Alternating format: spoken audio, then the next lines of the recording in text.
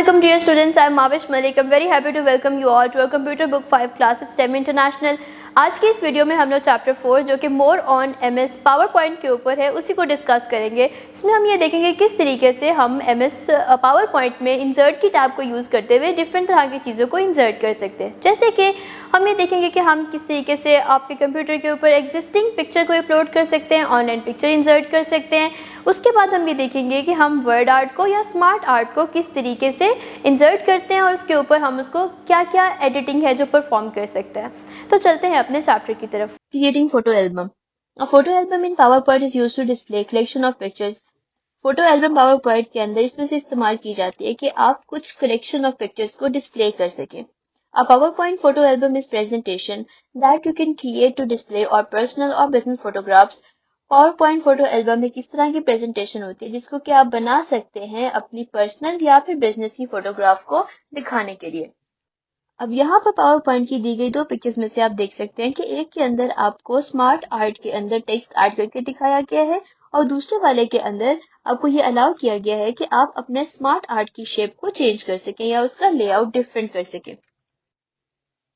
To create photo album follow these steps. अब photo album बनाने के लिए आपको कुछ स्टेप्स फॉलो करने पड़ते हैं. जैसे कि स्टेप 1 क्या होता है, click on the insert tab. जैसे हमने डिस्कस किया था कि अगर आपने कुछ भी अपनी स्क्रीन के ऊपर इंसर्ट करना हो तो आपको सबसे पहले इंसर्ट टैब में जाना होता है. Step 2, click on the photo album option in the images group. आपने इमेजेस ग्रुप में से फोटो एल्बम के ऊपर क्लिक करना है. स्टेप 3, आपने न्यू फोटो एल्बम ऑप्शन के ऊपर क्लिक करना है. Step 4, click on the file disk button. अब उसके बाद आपने फाइल/डिस्क बटन के ऊपर क्लिक करना है जो कि आपको एक नई विंडो के ऊपर लेके चला जाएगा. Step 5, in the insert new pictures dialog box, select as many pictures as you want to insert in the album. वहां पे उस insert picture new dialog box को यूज करते हुए आप जितनी भी पिक्चर्स को ऐड करना चाहते हैं आप उनको चूज कर लेंगे. Step 6, click the picture that you want to move, then use the arrow buttons to rearrange the pictures. अब आपने माउस को यूज करते हुए जितनी भी पिक्चर्स को आपने ऐड करना है वो आपने ऐड कर लेनी है और उसके बाद जिस पिक्चर को आप जहां पे मूव करना चाह रहे हैं उसको आपने मूव कर लेना है और फिर आपने एरो का बटन यूज करना है ताकि आप पिक्चर्स को रीअरेंज कर सकें अगर रीअरेंज करने की जरूरत है.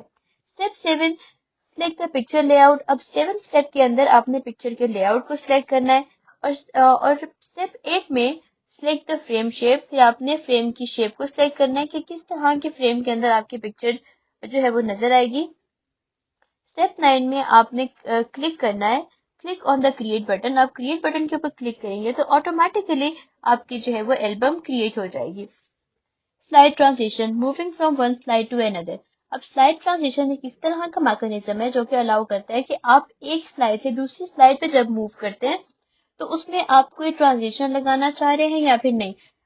जैसे कि अगर आप वैसे भी नॉर्मली एक स्लाइड से दूसरी स्लाइड पे जा सकते हैं लेकिन अगर आप कोई ट्रांजिशन लगाते हैं, फॉर एग्जाम्पल कोई कर्टन ट्रांजिशन लगाते हैं या फिर आपकी पहले वाली स्लाइड दूसरी स्लाइड के शैडो में इमर्ज हो जाए या फिर किसी सर्कल फॉर्म से आपकी दूसरी स्लाइड बाहर निकले, तो इस तरह के जितने भी इफेक्ट आपकी स्लाइड्स के ऊपर लगे हुए होते हैं उसको हम लोग ट्रांजिशन कहते हैं. A transition is a special effect that happens when one slide changes to the next slide. अब ट्रांजिशन एक इस तरह का स्पेशल इफेक्ट है जो तब होता है जब आप एक स्लाइड से दूसरी स्लाइड को चेंज करते हैं. Transition make presentations look smooth and professional. Transitions आपकी प्रेजेंटेशन को स्मूथ और प्रोफेशनल बना देते हैं. स्टेप्स टू अप्लाई ट्रांजिशन, आप कौन से स्टेप्स को यूज करते हुए ट्रांजिशन को अप्लाई कर सकते हैं. स्टेप 1, आपने स्लाइड को सिलेक्ट करना है. स्टेप 2, आपने ट्रांजिशन टैब के ऊपर क्लिक करना है. स्टेप 3, आपने उसमें से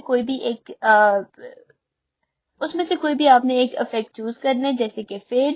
आप जिस भी इफेक्ट के ऊपर क्लिक करेंगे वो आपको पहले प्रीव्यू दिखाता है कि आप इस इफेक्ट से क्या होगा, तो जो भी आपको इफेक्ट सही लगता है आप वो इफेक्ट चूज करेंगे. स्टेप 4, आपने प्रीव्यू के ऊपर क्लिक करना है ताकि आप चेक कर सकें उसको कि किस तरीके का प्रीव्यू आता है. Note, use simple transitions, too many effects can destroy the audience. आपने सिंपल ट्रांजिशंस यूज करनी है. अगर आप बहुत ज्यादा इफेक्ट्स उसके ऊपर लगा देते हैं तो उससे आपकी ऑडियंस जो है वो डिस्ट्रैक्ट हो जाती है. वो सिर्फ और सिर्फ उन इफेक्ट्स को देखती है और आपको जो ओरिजिनल कंटेंट होता है जिसके ऊपर आप बात कर रहे होते हैं उससे वो लोग हट जाते हैं. Animations, movement of the object. अब आपने इन चीजों में बहुत ध्यान रखना है कि जो ट्रांजिशन है वो आप स्लाइड के ऊपर अप्लाई करते हैं और जो एनिमेशन है वो स्लाइड के ऊपर जो ऑब्जेक्ट या टेक्स्ट वगैरह होता है उसके ऊपर अप्लाई होता है. Animation make the text or pictures move from one slide like appear, fly in. This helps show point step by step. अब अगर आपने एक स्टेप्स लिखे हुए हैं अपनी स्लाइड के ऊपर, जैसे कि अभी हमने एनिमेशन के स्टेप्स लिखे हैं, इसी तरीके से आपने इमेजिन करना है कि आपने यही 5 स्टेप या 4 स्टेप अपनी स्लाइड के ऊपर लिखे हुए हैं. अब आप ये चाहते हैं कि आपका एक पॉइंट पहले आए, जब आप उस पर बात कर लें फिर दूसरा आए, जब आप उस पर बात कर लें फिर तीसरा वाला आए, इस तरीके से. तो ये जो बारी बारी टेक्स्ट आपका अपेयर होता है, इसको हम एनिमेशन कहते हैं. अब ये सारी एनिमेशन अप्लाई करने के लिए कुछ स्टेप्स होते हैं. अब फर्स्ट स्टेप क्या है कि आपने जिस भी ऑब्जेक्ट के ऊपर ये एनिमेशन लगानी है, आपने वो ऑब्जेक्ट सेलेक्ट करना है. स्टेप 2, आपने एनिमेशन की टैब के ऊपर क्लिक करना है. स्टेप 3, आपने एनिमेशन इफेक्ट को चूज करना है. स्टेप 4, आपने एनिमेशन पेन. स्टेप 4 से आपने step 4 use animation pane to control the order.